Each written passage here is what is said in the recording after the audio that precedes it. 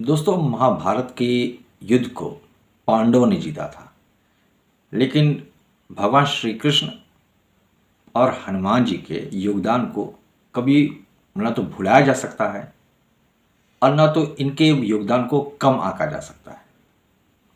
ठीक उसी तरीके से नरेंद्र मोदी आज विश्व में बहुत ही लोकप्रिय नेता बन के भले उभरे हैं, लेकिन इनके पीछे खड़े उस शख्स को आप नहीं इग्नोर कर सकते हैं, नहीं भूल सकते हैं, जिसने नरेंद्र मोदी को यहां तक पहुंचाया। मैं बात कर रहा हूं अमित शाह की।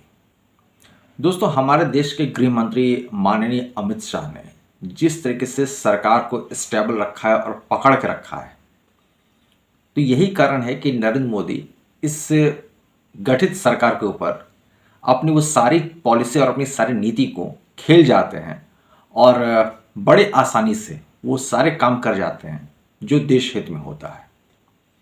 अब आप इसे माने या न माने, लेकिन इतना तो मानना पड़ेगा कि अमित शाह का योगदान भाजपा में किसी भी मामले में कम नहीं है, जितना योगदान महाभारत काल में भगवान श्री कृष्ण का था। दोस्तों, अमित शाह ने जब से गृह मंत्रालय की गद्दी संभाली है, उन्होंने एक से एक बड़े फैसले किए हैं। और अभी जो कुछ दिन पहले उन्होंने बांग्लादेश बॉर्डर पर फेंसिंग का फैसला लिया था, उससे एक कदम आगे बढ़ते हुए उन्होंने म्यांमार बॉर्डर पे भी फेंसिंग का काम शुरू कर दिया है। दोस्तों, 1643 किलोमीटर लंबा ये बॉर्डर जो भारत के 4 राज्यों से होकर गुजरता है, इसकी कुल लंबाई 1643 किलोमीटर की है और अरुणाचल प्रदेश, नागालैंड, मणिपुर और मिजोरम से होके गुजरता ये बॉर्डर इतना सेंसिटिव है कि इसे सरकार ने फेंसिंग करने के लिए फैसला किया है और इसे कैबिनेट से अप्रूवल में मिल गया है। 31,000 करोड़ का बजट पास किया गया है इसके लिए और इसे फेंसिंग करने में अगले 10 साल का समय लग जाएगा। हालांकि वहाँ की जो जनजातियाँ हैं, जो मिजोरम की जनजाति है और मणिपुर की, वो जो है वो थोड़ा सा इसको लेके अपोज कर रहे हैं। मिजोरम और नागालैंड, ये दो जगह की जो स्टेट की जनजातियाँ हैं वो इसको लेके अपोज कर रहे हैं। वो नहीं चाहते कि यहाँ पे फेंसिंग की जाए। कारण बड़ा स्पष्ट है दोस्तों कि वहाँ पे इनके जो लोकल जो ट्राइब्स हैं, उनके परिवार के लोग इधर भी रहते हैं और बॉर्डर के इस तरफ भी रहते हैं और बॉर्डर के उस तरफ भी रहते हैं। ठीक वैसे ही जैसे पाकिस्तान, वेस्ट पाकिस्तान का जब बंटवारा हो रहा था, या फिर बांग्लादेश के रेफरेंस में आप देख सकते हैं कि यहाँ पे भी ऐसे ही चलता है। तो ये हमारे देश का जो भी बॉर्डर का मसला होता है बड़ा उलझा हुआ रहता है। इसके पीछे कारण है अंग्रेजों को किया गया वो फैसला और अंग्रेजों की वो नीति, जिन्होंने हड़बड़ाहट में इस तरह से भारत के सारे बॉर्डर को डिवाइड किया कि क्लियरिटी नहीं हो पाई और स्पष्ट कुछ नहीं हो पाया कि आखिर किसको इधर रखना है और किसको उधर रखना है। तो इसको लेकर जो एक समस्या खड़ी थी, उसको भारत सरकार धीरे धीरे दूर कर रही है। हालांकि लोकल लेवल पे भले ही इसको अपोज किया जा रहा हो, लेकिन इतना तो तय है कि ये फेंसिंग होकर रहेगी। और जो फ्री मूवमेंट रेजिम, जो एफएमआर जो है, जो बॉर्डर पे काम करता है, उसको लेके कहीं ना कहीं वहाँ के जो लोकल लोग हैं वो चाहते हैं कि ये फ्री मूवमेंट रेजिम बना रहे। थोड़ा सा इसके बारे में आपको बताता चलूँ तो जो फ्री मूवमेंट रेजिम है, इसमें 1600 किलोमीटर बॉर्डर के अंदर तक जाने की छूट है दोनों तरफ के लोगों को। चाहे वो म्यांमार के लोग भारत में आ सकते हैं और भारत के लोग भी म्यांमार में 16 किलोमीटर अंदर तक जा सकते हैं।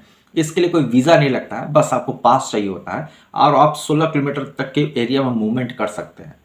इससे इसको झटका लगेगा और लोकल यही नहीं चाह रहे हैं कि इसको ख़त्म किया जाए, क्योंकि अगर फेंसिंग हो जाती है तो इसको कहीं ना कहीं फिर ख़त्म करना जरूरी हो जाएगा। लेकिन इससे भी बड़ी बात है दोस्तों, जो ड्रग की तस्करी भारत में हो रही है। आपने कुछ दिन पहले हमारे देश के गृह मंत्रालय श्री अमित शाह जी का वो स्टेटमेंट सुना होगा, जो उन्होंने भारत के सारे डीजीपी के साथ जो है एक उन्होंने वो किया था और उसमें उन्होंने साफ साफ कहा था कि भारत में जो उनका अगला टारगेट है गृह मंत्रालय की तरफ से, वो है ड्रग्स को रोकना। भारत में ड्रग्स की सप्लाई एक तो पाकिस्तान की तरफ से होती चली आ रही है और कहीं ना कहीं ये भी जो इलाका है म्यांमार का, जिसे गोल्डन ट्रायंगल कहते हैं, यहाँ से भी जो है भारत में काफ़ी ज़्यादा मादक पदार्थ आते हैं। ह्यूमन ट्रैफिकिंग तो चलती है, मादक पदार्थ भी आते हैं। अच्छा, एक बात मैं यहाँ पे जोड़ता चलूँ कि ये क्यों म्यांमार से भारत में इतना ड्रग्स आता है। पाकिस्तान से आता है वो तो आप जानते ही हैं।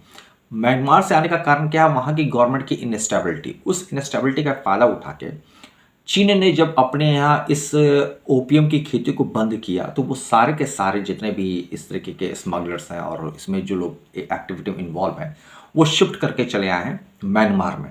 और म्यांमार का जो इलाका है वो बड़ा आजकल उनके लिए सेफ हो चुका है इस तरह के ड्रग्स के ट्रैफिकिंग के लिए और साथ साथ दूसरी इलीगल एक्टिविटीज़ के लिए। वो कई बार डेमोग्राफी चेंज करने की भी कोशिश करते हैं उस बॉर्डर इलाके पे।